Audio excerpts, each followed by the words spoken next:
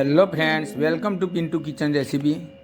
ઉનાળાની ગરમીમાં બધાને ઠંડી ઠંડી લચ્છી પીવાની બહુ જ ઈચ્છા થતી હોય છે, તો આપણે એકદમ ચોખ્ખી લચ્છી અહીંયા ઘરે જ બનાવતા શીખીશું।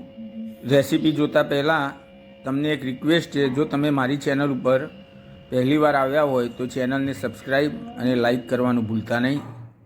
આજે આપણે 4 પ્રકારની ફ્લેવરવાળી લચ્છીની રેસીપી જોઈશું। તો સ્ટાર્ટ કરીએ આપણે આપણી રેસીપી।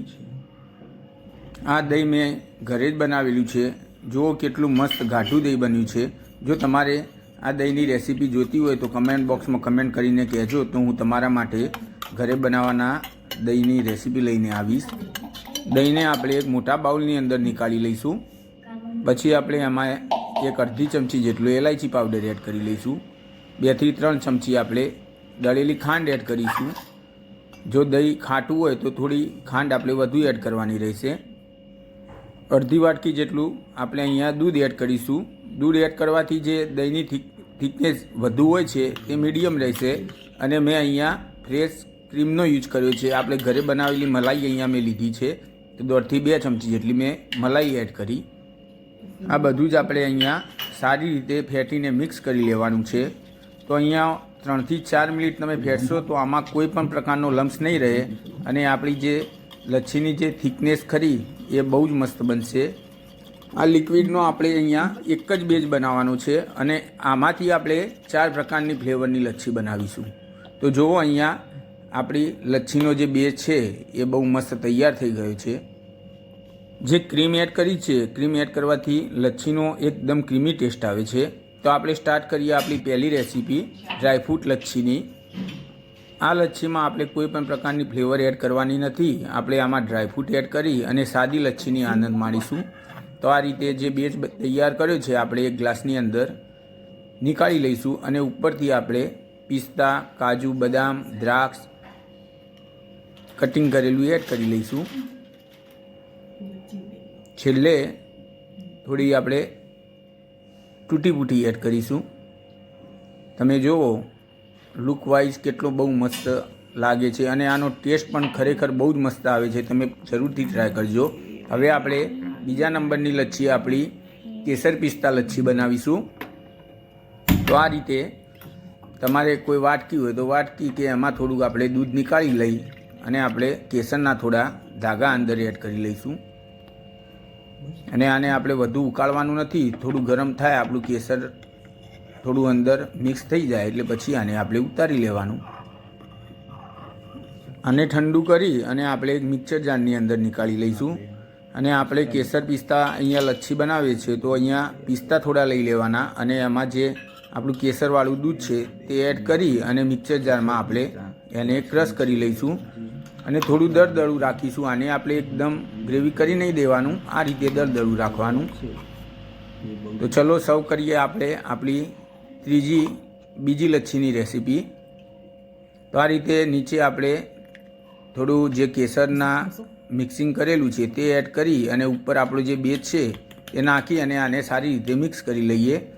ઉપરથી 3 થી 4 ચમચી પાછું આપણે કેસર પિસ્તાનું જે આપણું દૂધની અંદર મિક્સ કરેલું છે તે એડ કરી લઈ અને આપણો બેઝ પાછો અંદર એડ કરીશું। અને છેલ્લે આપણે આમાં પિસ્તા આ રીતે કટિંગ કરીને એડ કરી લઈએ અને આપણી તૈયાર કરી લઈએ લચ્છી આપણી કેસર પિસ્તા। આમાં તમને ઓનલી ફોર કેસર અને પિસ્તાની જ ફ્લેવર આવશે। બજાર કરતાં પણ તમને બહુ જ મજા પડશે। હવે આપણે જોઈશું 3 નંબરની રેસીપી મેંગો લચ્છીની। અહીંયા આપણે મેંગોની ફ્લેવરની લચ્છી બનાવીશું। તેમાં આપણે બીજું કંઈ જ ઉપયોગ કરવાનો નથી। આ રીતે તમારે એક કેરીના નાના કટકા કરી મિક્સર જારની અંદર થોડી ખાંડ એડ કરી દેવાની, જેથી કેરીની ખટાશ જે હોય તે સ્વીટમાં ચેન્જ થઈ જાય, અને આ રીતે એનો પલ્પ તૈયાર કરી દેવાનો। ચલો સર્વ કરીએ આપણે મેંગો લચ્છી। તો નીચે આપણે મેંગો લચ્છી માટે જે પલ્પ તૈયાર કર્યો છે તે આપણે 2-3 ચમચી એડ કરી આપણું બેઝ એડ કરી લઈએ। પછી પાછી આપણી મેંગો લચ્છીનો જે પલ્પ છે એ એડ કરીશું। આને તમે મિક્સ પણ કરી શકો છો। પછી આપણે ઉપર જે બેઝ એડ કરીએ અને ચેરીના ઉપર 3-4 નાના ટુકડા મૂકી અને તેને આપણે ડેકોરેટ કરી લઈશું. ઉપરથી થોડી તૂટી ફૂટી એડ કરી લઈશું અને થોડો ડ્રાય ફ્રૂટ. અને આ આપણી તૈયાર થઈ ગઈ એકદમ ક્રીમી મેંગો લચ્છી. જો લુક વાઇઝ અને ટેસ્ટ પણ તમે એકવાર જરૂર ટ્રાય કરજો. એક જ બેઝમાંથી તમારે 4 લચ્છીની ફ્લેવર માણવા મળશે.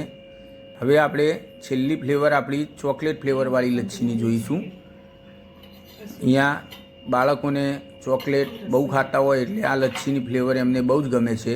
અને આમાં તમારે કંઈ વધુ કરવાનું નથી. જે બેઝ છે તેમાં ખાલી આપણે ચોકલેટની ફ્લેવર એડ કરવાની છે. તો એક ગ્લાસની અંદર મેં ચોકલેટ સિરપ એડ કરી અને આપણો જે બેઝ તૈયાર કર્યો છે તે એડ કરી લઈએ. અહીંયા જો વચ્ચે પાછી થોડી ચોકલેટ સિરપ એડ કરી અને મેં અહીંયા ડેરી મિલ્ક ચોકલેટ લીધી છે, તેને છીણી લીધી છે, તે એડ કરી લઈશું. અને પાછો આપણો બેઝ એડ કરી લઈશું. લાસ્ટમાં આપણે ડેકોરેટ માટે ઉપરથી ચોકોચિપ્સ અને છીણેલી ચોકલેટ છે ડેરી મિલ્ક તે એડ કરી લઈએ. અને આ તૈયાર કરી લઈએ આપણી ચોકલેટ લચ્છી. તો અહીંયા આપણે આજે 4 પ્રકારની લચ્છી જોઈ. તમે જુઓ 4 પ્રકારની લચ્છીનો ટેસ્ટ બહુ જ મસ્ત આવશે. તો જો તમે વિડીયો ગમ્યો હોય તો ચેનલને લાઇક અને સબસ્ક્રાઈબ કરવાનું ભૂલતા નહીં. હવે મળીશું નવા વિડીયોમાં નવી રેસીપી સાથે. ત્યાં સુધી સૌને જય શ્રી કૃષ્ણ. Bye bye.